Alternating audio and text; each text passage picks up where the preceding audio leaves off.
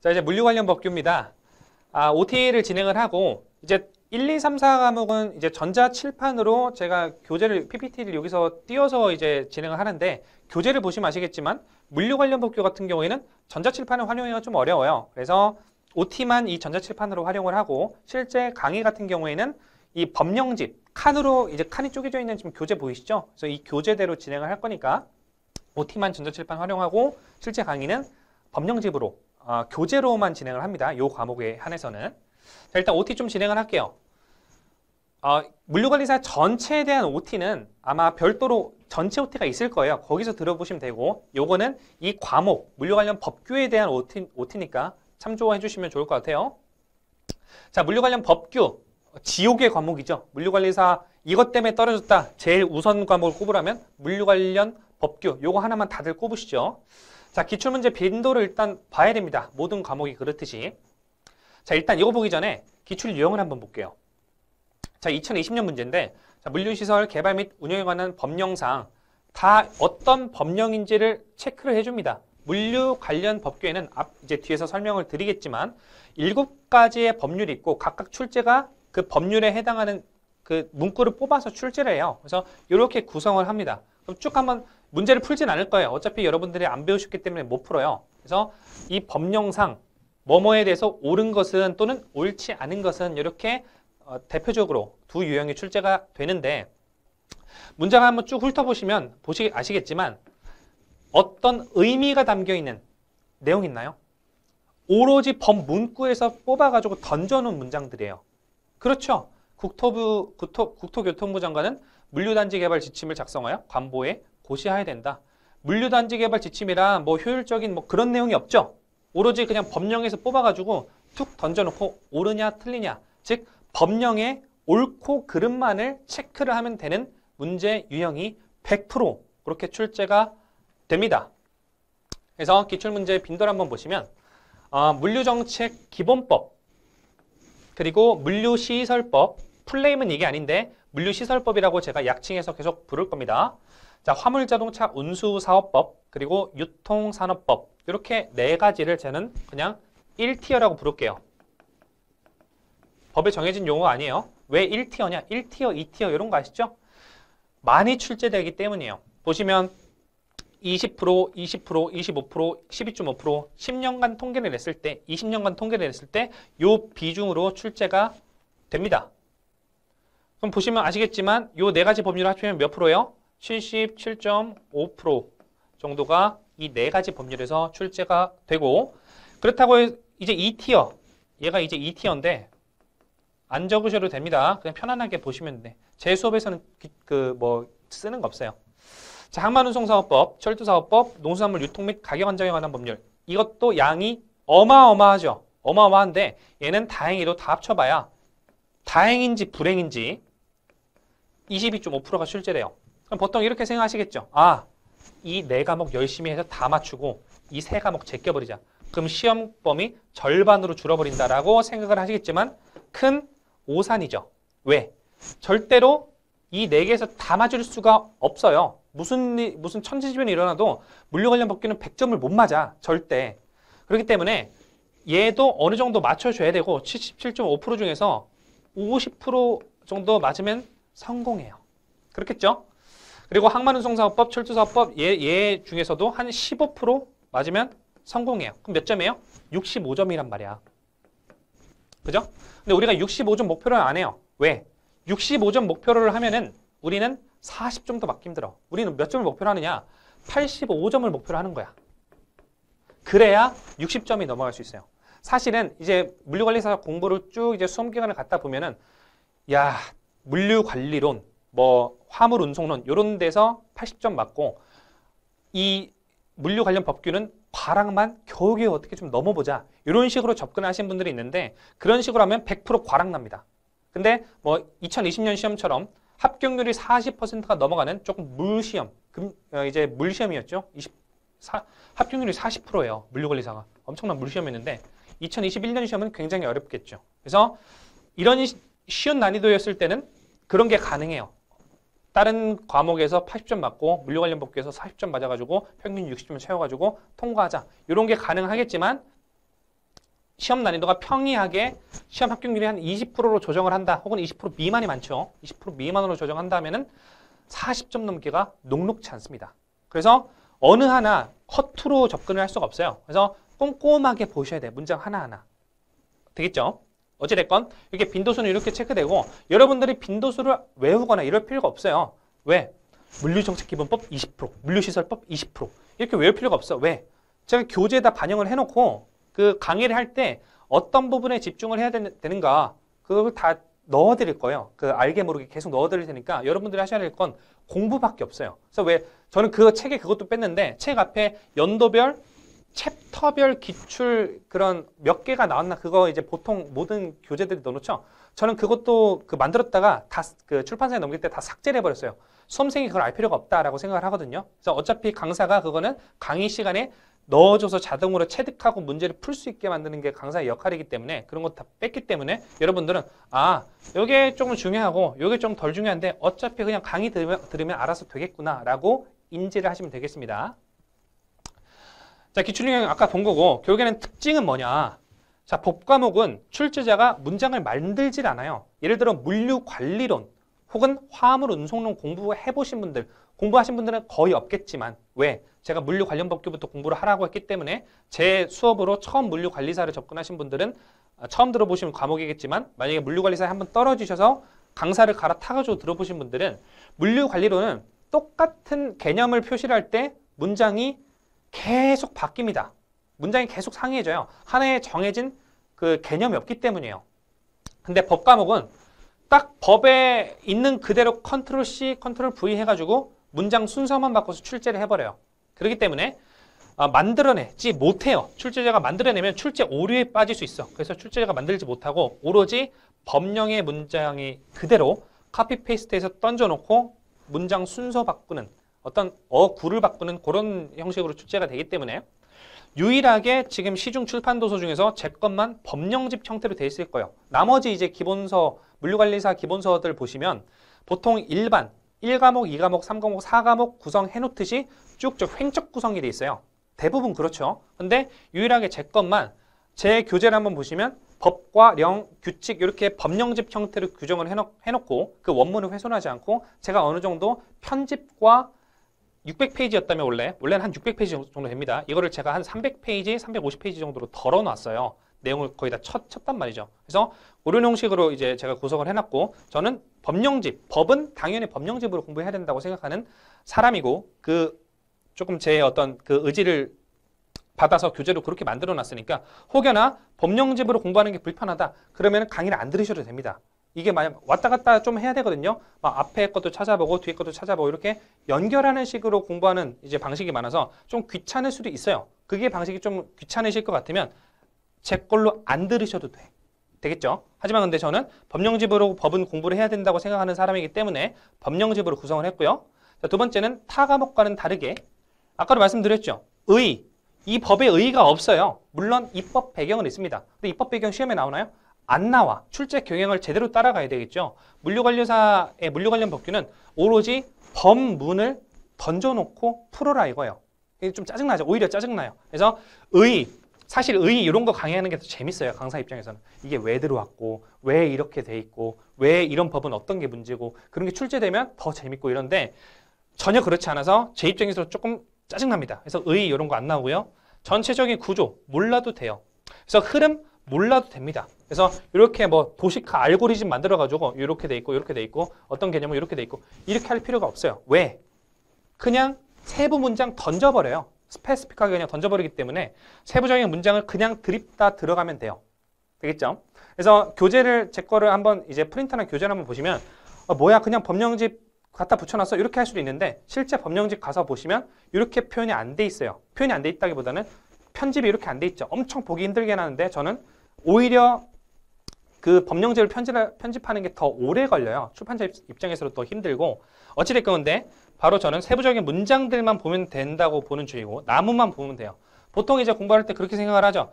숲을 봐야 되고 전체 체계를 이해한 다음에 문장을 봐야 된다. 그 다음 나무를 봐야 된다. 그게 공부다라고 아주 잘못된 생각을 하는데 자격증 공부는 각각 과목에 맞는 접근 방법이 있습니다. 물류 관련 법규는 세부적인 내용만 그냥 드립다 들어가서 문장만 눈에 익숙하게 매칭시키면 돼요. 만약에 계속 지금까지 해왔던 것처럼 전체적인 구조 보고 흐름 보고 이게 먹혔다고 한다면 왜 사람들이 물리 관련 법규가 지옥의 과목이다. 맨날 과락 나오고 40점도 못 넘어가지고 27.5점 맞고 내년에 재수해야 되겠어요. 이런 소리가 왜 나왔겠습니까? 그죠? 그래서 공부 방법을 좀 바꿀 필요가 있다. 기존에 하던 어떤 패러다임에서 좀 벗어나서 세부적인 문장을 바로 들어가는 게 낫다. 시간을 좀 단축시키려면 이렇게 하는 게 낫겠다라고 좀 생각을 해서 제가 교재나 어떤 강의 구성도 기존의 어떤 물리 관련 법규 강의랑 그 다른 이제 그 어떤 학원들이랑은 아예 다 다를 거예요.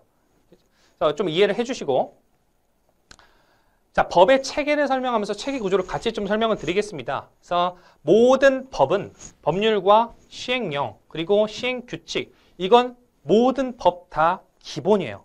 그래서 법률, 시행령, 시행규칙으로 되어 있는데 법률은 어떻게 만드느냐? 우리 다 알고 있죠? 국회의원 거수에서 만들죠. 입법부에서 만들죠. 법률은 입법부에서 만듭니다. 여긴 다 알고 계시는 거죠. 모르셨으면 지금 알면 돼. 불안해하지 말고. 자, 시행령, 시행규칙은 어디서 만들어요? 행정부에서 만들죠. 행정부는 뭡니까? 시행령은 대통령 의미하는 거고요. 시행규칙은 장관들 의미하는 거예요. 쉽게 얘기해서. 뭐 기획재정부 장관이라든가 국토교통부 장관이라든가 산업통상부 장관이라든가 이런 걸 얘기를 하는데 행정부는, 시행령은 우리 물류 관련 법규에서는 대통령령만 의미를 하고요. 시행규칙은 통상 국토교통부 장관을 의미를 해요. 그래서 왜 법률과 시행령, 시행규칙을 다 나눠놨을까요? 법률은 너무 길어질 수가 없죠. 중요한 것만 담아야 되잖아. 사람들이 법률만 보고 어느 정도 이해할 수 있는 선언적 규정들, 그런 것들 중요한 것들만 담아놓고 어떤 절차나 업무 방법, 순서, 어떤 대상들, 구체적인 것들은 법률에 다 못 실어놓는 것들은 시행령이나 또는 시행규칙에서 한다는 얘기죠. 위임해놨다. 근데 그 위임 표시를 어떻게 해놓느냐? 법률에서 대통령령으로 정한다. 우린 A는 뭐뭐이고 자세한 업무 절차는 대통령령으로 정한다라는 표현은 시행령을 확인할 필요가 있겠다라는 거고요. 이 내용은 책의 구조 가서 보시면 돼요. 구조를 이따 공부하시면서 자연스럽게 터득할 거야. 그냥 들으면 돼. 편하게. 자, 국토교통부령으로 정한다라는 표현은 뭐예요? A는 어떠어떠한 거고 자세한 업무 절차는 국토교통부령으로 정한다라고 법률에 써 있으면 뭐야? 시행규칙에서 그 자세한 절차를 규정해 놓겠다라고 한다는 거죠. 그래서 제 교재를 보시면 국토교통부령을 정한다 해가지고 이렇게 연계를 계속 시킬 거예요. 어디로 가는지. 그래서 일반 일반 교재는 이렇게 구성되어 있죠. 뭐 1번 이렇게, 2번 이렇게, 3번 이렇게 가는데 제 거는 그렇게 안 돼 있습니다. 제 거는 법, 령, 규칙 이렇게 돼 있어서 요거 공부하다가 요거 보고 관련된 요거 이렇게 올라가서 보고 요거 이렇게 쭉 공부하다가 시행규칙에 또 관련 내용이 있다. 그럼 이렇게 해서 연결시켜서 이렇게 보고 이런 식으로 유기적으로 연결을 좀 해서 볼 거예요. 그래서 판서를 이용할 수가 없는 이유가 그런 데 있습니다. 이 전자칠판을 이용할 수가 없어요. 이 과목은. 자, 그래서 교재로 같은 방식으로 구성했고 법령 원문에다가 수업 목적성 불필요한 부분을 편집했어요. 법제처에서 제가 7개의 물류 관련 법규를 다 다운받아서 이어 붙인 결과 600페이지가 넘어갑니다. 600페이지가 훨씬 넘어가요. 글자 수를 아무리 줄여도. 근데 요거를 제가 이제 수업용으로 편집을 해서 200페이지 안쪽으로 들어오게 하려다가 이러면 사실 여러분들한테는 좋지만 강사 입장에서 리스크가 사실은 있기 때문에 왜? 줄여놓은 부분에서 마구마구 출제돼가지고 여러분들 합격률이 떨어지면 제일 리스크잖아요. 그래서 150페이지를 좀 다시 보강을 했어요. 그래서 한 350페이지 정도로 600페이지에서 줄여놨어요. 그래서 아마 그래도 어느 정도 많이 줄였다라고 좀 인지를 하셨으면 좋겠고요. 그래도 많아. 그렇죠? 근데 시중 다른 도서보다는 훨씬 더 적을 거예요. 그죠? 최대한 제 목적은 여러분들 공부량 줄여드리면서 효율적으로 합격시키는 거니까. 자, 학습 방법 및 복습 요령은 이렇습니다. 학습 방법 별게 있겠습니까? 강의 그냥 잘 듣는 거예요. 아까도 말씀드렸듯이 시험 출제 빈도수, 법적 기본 지식 이런 것들은 제가 알아서 여러분들한테 녹여서 드리는 거고 여러분들이 이 법의 기본 원리가 뭔지 이런 것들은 몰라도 돼. 왜? 시험에 안 나오거든. 그죠? 근데 여러분들이 법을 공부하는 와중에 조금 궁금해할 만한 것들은 좀 어느 정도 제가 절제를 하면서 조금씩 넣어드릴 거예요. 그래서 그 정도만 보시면 되고. 자, 공부하실 때 준비물은 펜 1개, 그리고 색깔 다른 펜 1개, 그리고 자대고 쭉쭉 그어야 조금 줄을 긋는 일이 많아요. 줄을 긋는 일이 많기 때문에 자를 대고 쭉쭉 그어야 나중에 좀 보기도 편하실 거예요. 그죠? 제가 원래 막 필기 이런 거 신경 쓰는 편이 아닌데 이 줄을 제가 그었다 보니까 막 삐죽삐죽하면 공부하기 싫더라고요. 그래서 자를 좀 자대고 그으시는 거를 추천을 좀 드리고, 전 필기는 웬만하면 안 할 겁니다. 왜? 필기를 해봤자 의미가 없어요. 이해의 편의를 위해서 필기는 최소한으로 줄일 거지만 어차피 법문 그대로 출제되기 때문에 필기를 옆에다가 이상하게 막 뭐 요거는 뭐 이렇게 그림 그리고 A, B 이렇게 갔다가 이렇게 갔다 이런 설명하는 건 적으실 필요가 없고 보고 그냥 아 그렇구나 하고 이해만 하시면 돼요. 결국에는 원문 그대로 출제되기 때문에 여러분들이 하셔야 될 거는 여러분들이 적어놓은 필기 어차피 나중에 보면 이해도 안 될 뿐더러 이걸 왜 적어놨지? 이러면서 아 이거 왜 적어놨을까? 라면서 Q&A에 올리는 그 시간이 더 아까워. 그냥 법령에 적어놓은 원문을 더 보는 게 나아요. 되겠죠? 그래서 필기는 최대한 안 할 거고 오로지 교재랑만 싸울 거예요. 그래서 제가 읽는 거를 계속 따라오시면 되겠고요. 복습 요령은 계속 제가 어떻게 복습할지 알려드릴 거예요. 강의 진행 순서대로. 제가 이 책에서도 언급을 하고 넘어가는 게 있을 거고 언급을 안 하고 넘어가는 게 있을 겁니다. 그래서 그런 것들을 제 순서대로 저를 이제 따라하는 쉐도잉을 한다고 보시면 되고 제가 책갈피 이런 걸 달아 놓을 거예요. 뭐냐면 아까 법에서 위임에서 시행 0으로 가고 앞으로 0으로 부르겠습니다. 법에서 또 위임에서 시행 규칙으로 가잖아요. 그럼 책을 처음 봤을 때는 이건 독학할 수 있는 교재가 아닙니다. 그래서 이걸 강의 시간에 자 대통령령으로 정한다 하면 옆에다가 0제 뭐 3조 1항이라고 법 옆에다가 제가 적으라고 할 거예요. 그럼 여러분들 복습하실 때도 법 예를 들어서 뭐 8조 2항을 보다가 8조 2항 옆에 제가 적어놓은 대로 색깔펜으로 0제 3조 1항 적어놓으라고 했으면 그거대로 마치 하이퍼링크를 컴퓨터 하이퍼링크 아시죠? 하이퍼링크를 누르면 어떻게 돼요? 거기로 이동하잖아요. 그것처럼 제가 책갈피를 수기로 달아드릴 거예요. 그러면 그 방법대로 공부를 하시면 돼. 이해가 잘 안 되셨으면 그럼 공부하는 방식을 그냥 따라오시면 됩니다. 자, 됐고요. 자, 그 다음에 시간 여유가 있는 경우에 시간 여유가 없으면 그냥 제가 한 것만 해도 벅차. 근데 결국에는 시간 여유가 있으면 우리 자격증 시험은 시간을 투입하면 투입할수록 합격 확률은 높아지긴 높아지죠. 그래서 다루지 않은 부분도 읽어보기는 해야 됩니다. 왜? 다루지 않은 부분. 제가 점쟁이가 아니기 때문에 다루지 않은 부분에서 분명히 나와요. 문제가 몇 문제씩 나올 겁니다. 근데 그런 부분도 혼자 공부를 하셔야 돼. 되겠죠? 사실 다 다루면 좋지. 다 다루면 편해요. 강의 시간 한 100시간 잡아놓고 그냥 처음부터 A부터 Z까지 쭉 다 설명하면서 그 대학원 수업처럼 그죠? 교수님들 혼자 막 설명하다가 다 대치하고 가고 다음 주까지 그 논문 정리해와 이렇게 하고 가버리잖아요. 그런 것처럼 하면 엄청 편해요. 근데 그렇게 안 하는 이유는 효율성 때문에 안 한다. 그래서 다루지 않은 부분은 여러분들 이게 혼자 해보시고 저는 나올 만한 85%에 해당하는 범위만 주구장창 접근을 할 겁니다. 되겠죠? 나머지 다루지 않는 15%는 여러분들이 해보세요. 양을 85% 다룬다는 게 아니라 나올 만한 85%를 다룬다는 거예요.